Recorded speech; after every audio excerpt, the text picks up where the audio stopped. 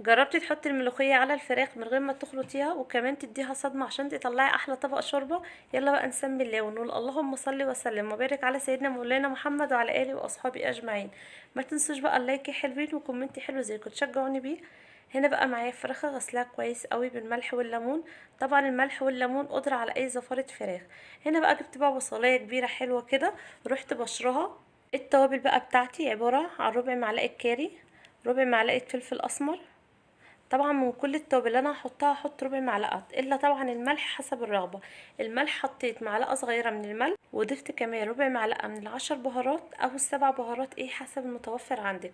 هبتدي بقى اللي انا اقلب البصل مع التوابل حلو جدا، عشان طبعا البصل يتبل من التوابل اللي احنا حاطينها كويس. بعد بقى ما قلبتها كويس هجيب الفرخه بتاعتي في صينيه. طبعا زي ما قلت لكم انا غسله الفراخ بملح والليمون. الملح والليمون قدر على اي زفاره فراخ. اوعي تضيفي على الفراخ بتاعتك خل، هو ملح وليمون ونقعيها لمده كده ساعه، وهتاكلي احلى فراخ من دون بقى زفاره. بس اهم حاجه طبعا تشيلي الحاجات ايه البواقي اللي فيها. لو انتوا حابين فيديو لوحده عن غسيل الفراخ اكتبوا لي في الكومنتات، وانا طبعا ما اقدرش اتاخر رغم ان التتبيله ديت بسيطه وما فيهاش توابل كتير او حتى مكونات كتير. بس بجد التتبيله دي حلوه قوي اللي انت تقدري تضيفيها على الفراخ قبل ما تسلقيها. طبعا الناس اللي هتستغرب هتقولي ايه ده هتتبلي الفراخ قبل ما تسلقيها؟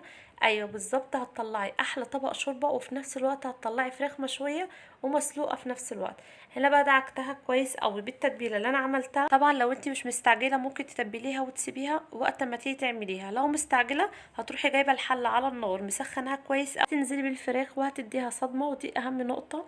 طبعا الفراخ قبل ما تنزلي عليها بالميه لازم تديها صدمه من كل الجوانب. يعني طبعا هتقلبيها كويس، يعني لمده 5 دقايق تفضلي تقلبي فيها لغايه كده ايه لما تشم ريحتها وتقلب عندك ريحه البيت. بجد بجد الصدمه اللي انت هتعمليها ديت هتطلع لك احلى طبق شوربه. هنا بقى زي ما انتم شايفين عماله اقلب فيها من كل ناحيه. طبعا هي طبعا هتحمر معاكي ما تقلقيش بجد يعني. جربي، لازم تجربي. هنا بقى حطيت ورقتين ورق لوري، وحطيت حبهان. طبعا يعني حاجات الشوربه ملناش دعوه بقى بالتتبيله اللي احنا متبلينها دي، هتضيفي مكونات الشوربه عادي زي ما بتضيفيها كل مره. احنا زي ما قلتلك بنطعم اللحم بتاع الفراخ. طبعا لما بتحطي مثلا حاجات في الشوربه الفرخه بتملح معاكي وكل حاجه، بس مش هتبقى متطعمه زي ما بتتبليها. طبعا لما بتتبليها اللحم بيبقى متبل وبتبقى مسكره. جربيها وانتي ذات نفسك هتحكمي.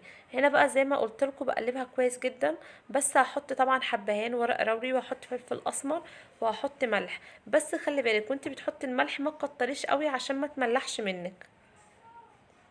يعتبر انا هحط نص معلقه من الملح، معلقه صغيره مش كبيره اهو. ديت طبعا المعلقه ديت اصغر من معلقه الشاي. طبعا لو انت هتحطي من معلقه الشاي هتحطي نص معلقه. وحطيت بصلايه قطعتها 4 ارباع، وحطيت واحدة اللهم صل على النبي ماجي، وحطيت رشة من الفلفل الاسمر. مش هضيف توابل تاني. هنا بقى معايا كاتل ميه سخنه. طبعا بدل اديت الفراخ صدمه يبقى لازم تنزلي عليها بميه سخنه، اوعي تنزلي بميه من الحنفيه. الفراخ هتجلد منك مش هتبقى حلوه خالص. هتسخني كاتل ميه، لو ما عندكيش كاتل هتسخني حله ميه على النار وانت بتدي الفراخ صدمه، وهتروحي نازله بالميه على الفراخ بعد طبعا ما تديها صدمه لمده 5 دقايق. واهم حاجه ان انت كده تشمي ريحتها وتفحفح عندك في البيت وفي العماره كمان. هنا بس بديها تقليبه بسيطه. وتعالوا بقى ايه نخرط الملوخية. بس الفرق مش هنخلطها بالمخرطة، هنضربها في الكبة وهتتضرب معانا بكل سهولة. للناس اللي بتخاف تضرب الملوخية في الكبة عشان بتقولك بتطلع كتمة معايا، لا بالعكس، يعني اغسليها كويس اوي ونشفيها والملوخية هتطلع معاكي زي ما بتخرطيها في المخرطة بالظبط. بس الفرق بقى بدل بقى ما تفضلي تخرطي وتوجعي في ايدك هتحطيها في الكبة على طول.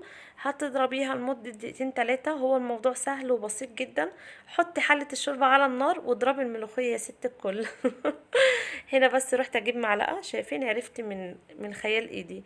هنزل بقى الملوخية عشان اضربها كويس وتطلع معايا ناعمة، ما تبقاش حتة وحتة. طب للناس اللي ما عندهاش كبة، اوعي طبعا تعمليها في الخلاط، في الخلاط هتطلع معاكي ميه ومش هتبقى حلوه خالص. هي لا اما في الكبه لا اما في المخرطه.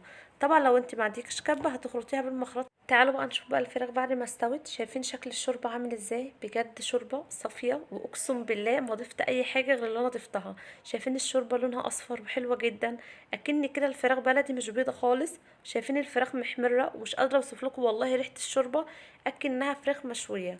تخيلي بقى لما تعملي بيها طبق ملوخيه هتطلعي عامل بيها ازاي. يلا بقى نعمل الملوخيه مع بعض. بس للاسف سامحوني، يعني سامحوني، الكاميرا فصلت واضطريت اوريكم الملوخيه وانا بطشها. بس تعالوا الاول بقى نشوف الفراخ من جوه مستويه ولا لا. شايفين مستويه ولحمها ابيض كده وصافي كده زي القشطه. طبعا مغسوله كويس جدا. هتغسلي الفراخ كويس هتطلعي بنتيجه كويسه. هنا بقى تعالوا بقى نشوف الملوخيه مع بعض. للاسف واقسم بالله سامحوني، بس ان شاء الله انا هعمل لكم فيديو بقى ملوخيه لوحده. الملوخيه اللهم صل على النبي الكاميرا فصلت، اضطريت بقى ان انا اصور لكم وانا بطشها. كنت يا دوب شحنت التليفون لمده 5 دقايق. عباره ان انا خدت كده حبه من الشوربه الجميله اللي انا وريتها لكم، حطيتها في الحله وحطيت عليها فص ثوم فرموه طبعا. وبعد كده نزلت بالملوخيه قلبتها وخليت السمك بتاعها مظبوط كده، ولا تقيل قوي ولا خفيف قوي. بعد كده عملت الطشه، عباره عن حبه كزبره وحبه ثوم وحته سمنه. وتعالوا بقى نشوف بقى الاكل بعد ما غرفناه. شايفين شكل الملوخيه حلوه جدا والله ولونها خطير. مش قادره بقى اوصف لكم طعمها. انا طبعا اللي كلت، بس بجد طعمها حلو. تعالوا اتفضلوا على الاكل. الاكل ده بقى له يومين اتاكل خلاص. تعالوا بقى نشوف لسان العصفور. عملناه بقى بحبه الشوربه. شايفين شكله عامل ازاي؟ مستوي جدا والشوربه صافي. والله بجد الشوربه دي يعني ما رمتش منها ولا بق. بجد بجد تستاهل انت تشربيها كده او تعملي بيها حبه لسان عصفور. زي ما قلت لك اكنها فراخ بلدي، وكمان بقى فراخ مشويه. الناس طبعا اللي ملهاش في الفراخ المسلوقه ممكن تاكليها كده من غير ما تحمريها. بس انا طبعا حبيت احمرها عشان التصوير وكده. ممكن برضو تحطيها في الفرن. بس بجد حلوه قوي والله هتعجبك. تعالوا بقى نشوف شكلها من جوه. شايفين شكلها عامل ازاي؟ لحمها ابيض ومستويه جدا، بس كانت سخنه مكنتش قادره امسكها الصراحه. عمو بتاع البليله تحت بينادي. سامحوني، اتمنى بقى ان انتوا تجربوها.